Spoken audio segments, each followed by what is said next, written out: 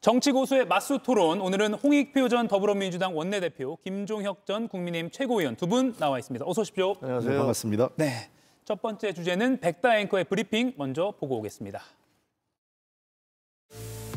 전국의 이직 동지 여러분, 안녕하셨습니까? 여러분, 저 민주당 놈들이 여러분 한나라시에 묻어버린다 해서 저희가 여러분들 안전하신지 확인하러 왔습니다. 어제 대구 동대구역 광장 앞에선 국민의힘 지도부 앞다투며 거친 말을 쏟아냈습니다. 윤어게인 현수막과 피켓 등을 금지했지만 현장 곳곳에서는 보란 듯이 깃발이 흔들렸고 극단의 발언까지 나왔습니다. 저는 이재명을 대통령이라 부르지 않습니다. 대한민국 지키기 위해 기꺼이 극단을 택합시다. 이재명 당선 무효!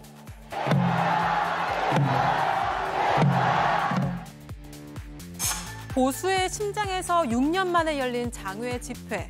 당 내에서도 실효가 크지 않다는 부정적인 시각이 나왔지만 국민의힘 지도부는 오늘도 현장 최고위원회를 열고 대여 공세를 이어갔습니다.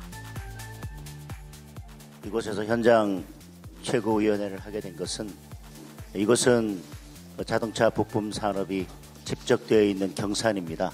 아시는 것처럼 관세협상의 직격탄을 맞고 있는 곳이기도 합니다. 장동혁 지도부의 첫 장외투쟁. 대선 불복 비판 속 남은 건 자극적인 말뿐인 걸까요? 네, 첫 번째 토론 주제는 국민의힘 6년 만에 장외 집회, 대선 불복 이렇게 물음표를 달아서 잡아봤습니다. 민주당에서는 장외 투정이라는 비판도 나왔는데요. 먼저 김종혁 의원의 좀 자평이라고 할까요? 국민의힘 상황이니까요. 한번 들어보겠습니다. 저희가 107석의 소수 야당이잖아요. 예. 그러니까 이제 할 수 있는 게 별로 많지는 않습니다. 예를 들면 필리버스터를 해봤자 24시간이면 끝나는 거고, 그다음에 또 법사위나 국회의장이나 모두 이제 민주당이 장악을 하고 있으니까 굉장히 어려운데, 그러면 장외 투쟁을 하면은 그게 해결이 될 것이냐라는 부분에 대해서는 저는 조금 의구심을 갖고 있어요. 왜냐하면 장외 투쟁을 하면 세 가지 정도일 거예요. 우리 당 내부에 내부 단합, 단결 뭐 이런 걸 가져왔느냐.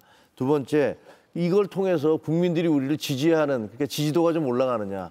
세 번째, 이런 그 장외 투쟁을 통해서 민주당의 문제점이라든가 우리가 탄압받고 있다는 것들을 확실히 보여주느냐. 뭐 이 세 가지일 텐데, 글쎄요, 이것들 이런 강경 행사들을 통해서, 이런 야외 투쟁을 통해서, 장외 투쟁을 통해서 그게 이번에 이루어졌다라고 보기는 좀 어렵지 않나, 이런 생각이 듭니다. 그래서 저는 장외 투쟁보다는 지금 민주당의 여러 가지 문제점들이 있잖아요. 조희대 대법원장도 그렇고, 그리고 또 조금 있다면 이제 국정감사 시작하고 있거든요. 그러니까 이런 부분에서 정권의 문제점들을 갖다 조목조목 지적하고 논리적으로 공격하는 것들이 훨씬 국민들의 지지를 얻는데 더 효과적이지 않을까, 뭐 이런 생각을 합니다. 예, 논리적 공격이 효과적이다라고 말씀하셨는데, 그러니까 어제는 논리적이지 않은 공격 같았어요. 어떻게 보셨습니까? 네, 아까 일부 사진에서 봤겠지만 뭐 일단 유튜버나 이런 그 소위 비정치적, 그러니까 비공개적인 자리에서 쓰는 용어들이 그대로 거칠게 나왔죠. 뭐 이직 동지들이라든지, 또는 뭐 대통령이란 말을 쓰지 않겠다. 그다음에 선거 부정. 그러니까 이제 그 대통령 당선을 무효화한다, 자기들 인정하지 않겠다 그런 건 사실 이제 선거 결과를 인정하지 않는다는 거기 때문에 민주주의 원칙을 훼손하는 거죠. 그런 얘기들이 이제 거침없이 쏟아져 나왔고, 아까도 김종혁 최고도 얘기하신 게 있지만 야당이 장외 투쟁을 할 수도 있어요. 저희들도 장외 투쟁을 했지만 대체로 최근 들어서 그 결과가 썩 좋지는 않습니다. 과거 민주당이든 지금 국민의힘이든. 그 이유 중에 하나는, 과거에는 왜 장외 투쟁이 필요했냐면 언론 매체가 굉장히 그 권위주의 정권에 통제되면서 보도를 제대로, 야당의 주장을 제대로 보도하지 않을 때 필요하죠. 저렇게라도 해서 국민들에게 야당의 주장을 알리기 위해서 필요한데, 요즘은 그렇게 뭐 언론 매체가 편파적이지도 않을 뿐만 아니라 또 유튜버나 SNS 등을 통해서 다 저게 공개되기 때문에 대중들이 모르고 있지 않아요. 다 알고 있는 거예요. 그리고 두 번째는 저게 뭐 집회에 모인 사람들이 중요한 게 아니라 모이지 않는 침묵하고 있는 또는 조용히 지켜보고 있는 다수의 중도층에게 얼마큼 소구력이 있느냐 이게 더 중요한데 예. 저기는 일종의 그 강성 지지층들의 확장 편향이라고 우리가 유튜버들 그 강성 유튜버 보는 사람들 얘기를 하잖아요. 예. 그거에 대한 일종의 오프라인판이죠. 그 사람들끼리 모여서 으쌰으쌰 해도 저것이 외연 확장에 도움이 되지 않는다는 것입니다. 예. 김종혁 최고위원이 말한 그 민심의 지지도에 연결되느냐 그 부분을 지적을 해주신 것 같습니다. 그럼 어제 보면 아까 말씀하셨지만 뭐 윤호개인 깃발도 나왔고요. 물론 당에서는 공식적으로 이런 거 금지된다라고 사전에 공지를 여러 번 했다고는 하지만 등장했습니다. 스탑 더 스틸 부정선거 깃발도 등장했고요. 그리고 김민수 최고위원은 무대에서 기꺼이 극단을 택합시다 뭐 이렇게 발언을 하기도 극단이라는 표현도 나왔습니다. 결국 글쎄요 뭐 탄핵의 강을 아직도 못 건넜다 이렇게 봐야 될까요? 뭐 저기서 예를 예. 들면 미국 성조기 우리 시위를 하는데 왜 미국 성조기를 갖고 나오시는지는 도저히 이해가 안 되지만 그 무슨 뭐 찰리 커크라는 그 암살당한 사람의 그 얼굴이라든가 예. 윤석열 전 대통령의 얼굴 지금 뭐 화면에 나오고 있습니다만 혹은 스탑 더 스틸이라고 그래서 미국의 부정선거 지금 미국에서는 스탑 더 스틸 얘기 싹 들어가 버렸잖아요. 더 이상 자기가 집권하고 나니까 더 이상 예. 그 얘기 안 하거든요. 트럼프가 됐으니까요. 예, 예. 그러고 나서 우리나라에서만 저걸 가지고 계속 얘기를 하고 있는데 글쎄요. 그 저런 식의 일부 극단적인 주장들 있지 않습니까? 뭐 트황, 트럼프 황제 뭐 이런 식으로 트황께서 오셔서 그 항공모함을 보내서 중국 간첩들을 다 싹쓸이하고 예. 그다음에 그 윤석열 대통령을 다시 이제 석방시켜서 대한민국을 뭐 어떻게 할 것이다라는 식의 그런 망상 같은 얘기들이 아직까지 저런 데서 이렇게 난무를 한다면 일반 국민들께서 과연 어떻게 보실지 저는 굉장히 부정적으로 볼 것 같아요. 예. 그러니까 당 지도부도 저런 분들 좀 오지 말라라고 뭐 이런 식으로 얘기한 것 같은데 그리고 어떻게 해서든지 안 찍으려고 하고 근데 그게 그렇다고 해서 뭐 일반 국민들에게 안 알려지겠습니까? 그런 이유로라도 지금 현재 같은 상황에서는 저렇게 장외 집회를 하게 되면 그게 자칫하면 그냥 어떤 너무 강성인 혹은 극우라고 얘기하는 분들의 놀이판처럼 될 수 있기 때문에 예. 그거보다는 지금 현재 어떤 민주당의 문제점들이라든가 대통령의 어떤 실정이라든가 이런 것들을 하나하나 지적해 나가는 게 더 나을 것 같다라는 그런 주장을 하게 되는 거죠. 예, 그래서 국민의힘 내부에서도요. 이게 과연 우리 당에 도움이 되느냐 이런 평가가 나옵니다. 김재섭 의원의 발언 한번 보여드릴게요. 실효가 크지 않다라고 발언을 했고요. 또 지금은 국회 안에서 써야 한다라고도 말했습니다. 이렇게 일종의 글쎄 아직 역풍이라고까지 말하기는 뭐 대다수의 뭐 의원들이 이렇게 발언한 건 아니니까요. 하지만 이렇게 좀 반작용이 나오는 것 어떻게 보십니까? 그게 이제 그 제일 중요한 거는 예. 국민 대중의 설득력이 없는 구호가 난무했기 때문에 그렇습니다. 예. 그러니까 지금 제일 중요한 건 사실 국민의힘 입장에서는 윤석열 대통령과 탄핵의 강을 넘어서야 되는 게 제일 중요한 급선무인데 예. 저렇게 다시 내란과 탄핵의 강으로 풍덩 더 빠지는 더 그 강을 벗어나는 게 아니라 강의 중심부로 좀 헤엄쳐 들어가는 모양새이기 때문에 아마 일부 김재섭 의원 같은 분 입장에서는 답답하겠죠. 저런 상황이요. 역대적으로 봐도요. 저런 그 대중 운동의 투쟁 방식이 국민들로부터 일반 다수의 대중들로부터 소구력이 있다가 외면되는 시기가 서구에서도 있었고 일본도 있었고 우리나라에서도 있었습니다. 예. 90년대 우리나라에서도 학생운동이 80년대 우리 대한민국의 70년대 80년대 민주주의를 이끌어온 건 사실이지 않습니까? 그러나 90년대 들어와서 그 힘을 잃게 돼요. 여러 가지 이유가 있는데 일단 국민의 눈높이에 맞지 않는 구호도 있었고 투쟁 방식도 강경하고 이러다 보니까 그게 외면됐거든요. 결국은 장애투쟁이라는 것도 경우에 따라서 필요한데 가장 중요한 것은 장애투쟁을 주도하는 세력이 국민들로부터 지지를 받아야 됩니다. 그러니까 지금 다시 저렇게 윤어게인을 나오고 내란과 탄핵을 전혀 국민과 눈높이에 맞지 않는 주장을 내란과 탄핵에 대해서 반복하고 있고 한다면 저런 그 정당이나 단체에서 주도하는 대중 집회가 중도층으로부터 공감을 얻기 어렵고 또 저게 다수의 그 동원된 사람뿐만 아니라 동원되지 않은 일반인들이 모여서 흔히 우리가 그 직장인 뭐 넥타이 부대 또 어머니들이 그 마음들이 소시 그 아이들 유모차 끌고 나오고 이럴 때 촛불 집회에서 흔히 봤던 모습인데 그런 모습이 나타나지 않으면 저런 모습 그 사실 국민들 다수의 대중으로부터 저런 지지가 저런 그 장애 투쟁이 지지를 받기 어려운 것이죠. 예. 이게 좀 궁금합니다. 김재섭 의원 같은 목소리를 뭐 밖으로 못 내지만 지금 당내에서는 대구 집회에 관해서 어떻게 생각하는지도 궁금하고요. 왜냐하면 앞으로 뭐 수도권에 서울에서도 27일에 대규모 집회를 검토 중이다라고 했기 때문에 갈수록 참여가 저조해질 것인가 어떻게 보세요?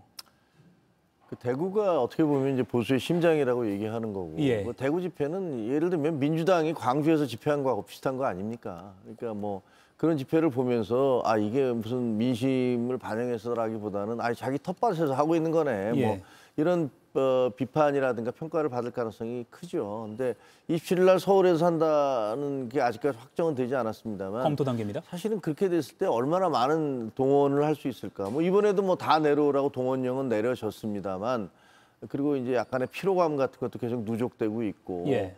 서울이라는 특수성 아시다시피 서울은 서울과 그 수도권이 우리 당의 지지도가 매우 낮잖아요. 그렇기 때문에 얼마나 그 많은 사람들 인파를 모을 수 있을지도 또 걱정이 되고 예. 그런 부분들에 있어서 결정을 어떻게 내릴지 뭐 잘 모르겠습니다만 지켜봐야겠습니다. 어제 대구 집회는 국민의힘 소속 의원 107명 중에서 75명 정도가 참석한 것으로, 그러니까 한 3분의 2 정도가 참석한 것으로 나타나고 있는데 글쎄요, 앞으로 수도권 분위기에는 어떻게 될지 한번 지켜봐야 될 것 같습니다.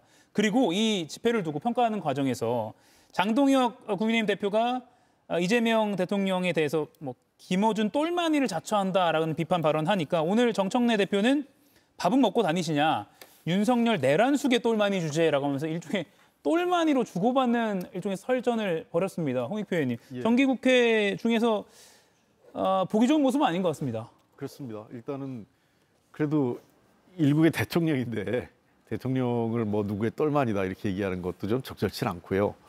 어쨌든 그러다 보니까 오는 말이 곱지 않으니까 또 가는 말도 역시 거칠게 예. 이 정청래 당대표도 또 서로 똘마니 논쟁으로 가는 건데 이건 뭐 저 정치권이 전체적으로 자기 얼굴에 서로 침뱉는 거죠. 그러니까 국민들로부터 신뢰받기 위해서는 싸움을 하되 그래도 그 품격과 최소한의 상대에 대한 존중을 해줘야만 그래도 국민들이 보기에도 아 이거 뭐 저 서로 간에 주장을 한다 이러는데 예. 시쳇말로 무슨 뭐라고 표현해야 될까요? 방송에 적합한지 모르겠는데 저렇게 개싸움처럼 해버리면 국민들이 보기에는 저게 굉장히 보기가 좋지 않은 거고 예. 더군다나 정치권의 모습을 일반 저 어른들뿐만 아니라 미성년자들도 보고 있는 상황인데 저런 말들은 서로 절제할 게 특히 그리고 일반 대변인들도 아니고요. 그 당대표들이 저렇게 나서서 하는 건 더 적절치 않습니다. 예. 대통령과 지도부 회동은 또 이루어질까 걱정도 될 정도로 말이 거칠게 오갔습니다. 근데 저거는요, 예. 저 두 분 모두 그 스스로의 정치 생명을 단축시키고 그다음에 스스로의 미래에 재를 뿌리는 거예요. 예. 어떻게 보면 대한민국에서 가장 막말을 자유롭게 하고 그다음에 가장 저질스러운 행동을 많이 하는 곳이 국회다라는 그런 평가가 있지 않습니까? 지금 법사위에서 벌어지는 일은요. 도대체 저런 일이 어디서 벌어질 수가 있습니까? 대한민국에서 어디서 어느 집단에서 저런 일들이 벌어질 수 있습니까? 그 당 대표라는 분들이 뭐 음흉한 표정의 김어준 똘마니 무슨 밥은 먹고 다니냐 내란숙의 똘마니 저런 얘기들 자체가 저건 글쎄요 저분들에 대해서 일반 국민들이 보면서 어떤 생각을 할까요? 저런 사람들이 우리 지도자야? 저런 사람들이 당의 대표야? 이런 생각하지 않겠습니까? 과거에 문희상 대표 의장께서 예. 당 대표라거나 또 국민의힘에서 그 당시 이제 한나라당이었죠. 김무성 당대표 이렇게 계신 시절에는 예. 앞에서 이제 당 대변인들은 원래 싸우라고 말로 싸우라고 하는 직책이 대변인이에요. 예. 그래서 대변인들 싸움 격해지고 또 그게 뭐 일부 이제 중진 의원들까지도 막 이제 확전하고 그럴 때 결국 당 대표들이 나서서 수습하거든요. 그래서 당 대표들이 만나서 이제 이 사안은 이걸로 좀 일단락 짓자고 하든가 이렇게 예. 하는 것들을 수습을 하는데 지금 이제 당 대표들이 저렇게 나서서 싸워버리면 수습할 사람이 없는 거죠. 아, 그러네요. 누가 수습할 수 있어? 국민들이 수습을 해야 돼? 아니면 여기 패널 분들께서 수습을 해주셔야 됩니까? 저희가 얘기하면 그분들이 저희들 말 듣습니까? 예, 네, 똘마니 설전이라고 온라인에서 이렇게 이름도 붙던데 거친 말을 주고 받았습니다. 이거 좀 보겠습니다. 어제도 대구에서도 이 구호가 나왔습니다. 종교 탄압이라는 이야기가 나왔는데 한학자 통일교 총재가 오늘 밤쯤 이제 구속 결과가 나올 거고요. 내일은 권성동 의원이 구속 후 두 번째로 소환이 됩니다. 이런 가운데 국민의힘과 통일교 간의 유착 정황은 하나씩 더 드러나고 있어서 수사는 더 속도를 붙을 텐데 국민의힘은 이 국면에서 종교 탄압이다라고 주장을 하고 있기 때문에 이건 좀 어떻게 봐야 됩니까? 종교 탄압입니까? 글쎄요, 종교 탄압 정확한 실체가 드러나지 않아서 뭐 얘기하기는 좀 어렵습니다만 예. 그러나 그 지금까지 드러난 바에 따르면 통일교가 뭐 어떤 명령에 의해서 집단적으로 그 당의 당원으로 가입을 하고 그다음에 어떤 그 당 대표 선출이나 이런데 그 교주의 명령이나 어떤 상부의 지시에 따라서 똑같은 사람에 대해서 표를 행사를 했다면 예. 그건 어떻게 보면 정당 활동을 방해한 것이고 그건 잘못된 행동이잖아요. 근데 그것이 종교에 대한 자유에 해당하는지는 잘 모르겠습니다. 그렇게는 안 보이거든요. 범죄 행위를 저지른 것을 종교의 자유로 저희가 포장해 줄 수는 없잖아요. 예. 방어해 줄 수도 없는 것이고. 그러면 그 예를 들면 사이비 종교 지도자들이 뭐 성폭행도 하고 무슨 나쁜 짓 많이 하지 않습니까? 그래서 뭐 이렇게 붙잡혀 가는데 그 사람들도 다 주장하는 게 종교 탄압이에요. 종교라는 이름으로 무슨 범죄가 정당화될 수는 없다고 생각을 합니다. 예. 그래서 아직까지 확실하게 뭐 드러나지 않았기 때문에 쉽게 얘기할 수는 없습니다만 지금 그 우리 당내에서 벌어졌던 뭐 집단적인 어떤 가입이라든가 그리고 거기에서 무더기로 표를 행사했던 것들은 그거는 범죄 행위일 것이고 그것은 종교의 자유하고는 상관없다라고 저는 생각해요. 예. 실제로 우리나라가 국제사회 여러 가지 뭐 예를 들면 정치적 자유도를 평가하는 국제기구에서 할 때 한국은 종교적 갈등이 거의 없는 나라로 좀 분류되고 있어요. 그러니까 예컨대 우리가 그 다른 뭐 그 인도나 파키스탄 이런 데서 난 것처럼 불교도하고 회교도 간에 뭐 그 무력 분쟁이 있는 것도 아니고 예. 또 우리 정당이 특별하게 어떤 정치적 배경, 어떤 근간을 종교 집단을 하고 있지도 않아요. 국민의힘도 기독교를 기반으로 하는 뭐 기독교 뭐 당이다 이렇게 하고 있지 않지 않습니까? 예. 또 민주당 역시 마찬가지. 그러니까 불교나 기독교, 천주교를 배경으로 정당이 운영되고 있지 않습니다. 그 안에 자유롭게 종교를 가진 누구나 자신의 정치적 판단에 따라 선택을 하고 있는 나라이기 때문에 종교 탄압이라는 건 우리나라에서는 거의 그 전례가 없는 상황이고요. 말씀하신 대로 예를 들면 간증이라는 행위로 사람들이 가끔 구타당해서 일부 사이비 종교나 소형 그 교회에서 그런 사건이 벌어졌을 때 네. 그러면 그것을 종교적 행위이기 때문에 처벌하지 않냐? 그렇지 않지 않습니까? 우리 사회적 그 관점, 그다음에 우리 형사 사법 체계에서 위반된 행위는 처벌을 받습니다. 종교의 자유라고 해서 그걸 보장받는 위법 행위가 보장받고 있지 않고요. 지금 문제는 통일교가 신자를 늘렸다고 하면 문제가 아닌데 예. 통일교의 신자가 어떤 특정 정당의 정치적 선택을 좌지우지하기 위해서 그 의도를 갖고 또 일부 정치인과 결탁해서 당원수를 가입해서 그 당원이 가입된 숫자 그 사람들에 의해서 그 어떤 정치적 결과가 특히 선거 결과가 좌지우지됐다면 이것은 수사 대상이 되겠죠. 예, 종교 탄압이라고 볼 수 없다라고 두 분께서 공통적으로 지적을 해주신 것 같습니다. 이가혁 라이브를 시청해 주셔서 고맙습니다. 이가혁 라이브는 평일 오후 5시 TV와 유튜브로 실시간으로도 함께 하실 수 있습니다.